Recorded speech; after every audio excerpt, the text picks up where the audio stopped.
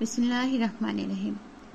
আমাদের আজকের আলোচ্য বিষয় হলো মৌলিক অর্থনৈতিক সমস্যা, মানে বেসিক ইকোনমিক প্রবলেমস। একাদশ দ্বাদশ বইয়ের মূল বিষয়বস্তুই হলো বেসিক ইকোনমিক প্রবলেমস।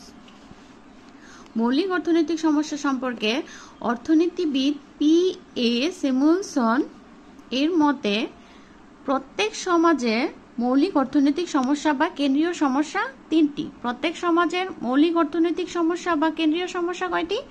তিনটি। যথা, কি উৎপাদন করতে হবে, মানে আমাদের অর্থনীতির মূল সমস্যাই হচ্ছে কি উৎপাদন করতে হবে, এটা আমাদের সমাজকে নির্ধারণ করতে হবে। দ্বিতীয় সমস্যা হচ্ছে কিভাবে উৎপাদন করতে হবে। দ্বিতীয় সমস্যা হচ্ছে, প্রথম সমস্যা কি উৎপাদন করতে হবে, দ্বিতীয় সমস্যা হচ্ছে কিভাবে উৎপাদন করতে হবে। ও 3 নম্বর সমস্যা হচ্ছে আমাদের এই যে কি উৎপাদন করব আর কিভাবে উৎপাদন করব আর সেটা কার জন্য উৎপাদন করা হবে। এটা হচ্ছে আমাদের মৌলিক অর্থনীতির 3 নম্বর সমস্যা, কার জন্য উৎপাদন করতে হবে।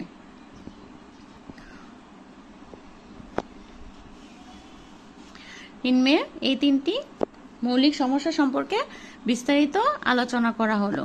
আমাদের অর্থনীতির মৌলিক অর্থনৈতিক সমস্যার মূল লক্ষ্যই হলো কি উৎপাদন করতে হবে, কিভাবে উৎপাদন করতে হবে, কার জন্য উৎপাদন করতে হবে।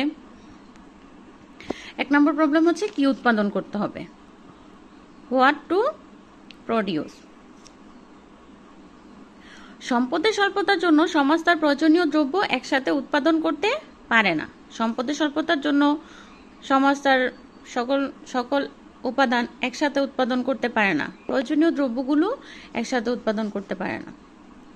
সেজন্য তাকে স্থির করতে হয়, সেজন্য আমাদের সমাজকে স্থির করতে হয়। কি স্থির করতে হয়? কোন দ্রব্য কি পরিমাণে উৎপাদন করা দরকার। এই সমস্যা বিশ্লেষণ উৎপাদন সম্ভাবনা রেখা বা প্রোডাকশন পসিবিলিটি কার্ভের সাহায্যেও বিশ্লেষণ করা যায়। আমাদের মেন সমস্যা হচ্ছে কি উৎপাদন করা হবে, হোয়াট ইজ প্রডিউস, আর সেটা আমরা কি করতে পারি? উৎপাদন সম্ভাবনা রেখার সাহায্যে, উৎপাদন সম্ভাবনা রেখার সাহায্যে আমরা বিস্তারিত আলোচনা করতে পারি। চিত্রের সাহায্যে আমরা উৎপাদন সম্ভাবনা রেখার সাহায্যে আমরা এটা ডিটেলসে আলোচনা করতে পারি কি উৎপাদন করতে হবে। এখন চিত্রে দেখো, ওএক্স অক্ষে হচ্ছে আমাদের এক্স দ্রব্য এবং ওয়াই অক্ষে হচ্ছে আমাদের ওয়াই দ্রব্য। ওএক্স অক্ষে হচ্ছে আমাদের এক্স দ্রব্য, ওয়াই অক্ষে হচ্ছে ওয়াই দ্রব্য বিবেচনা করা হলো। এবি হলো উৎপাদন সম্ভাবনা রেখা। এই যে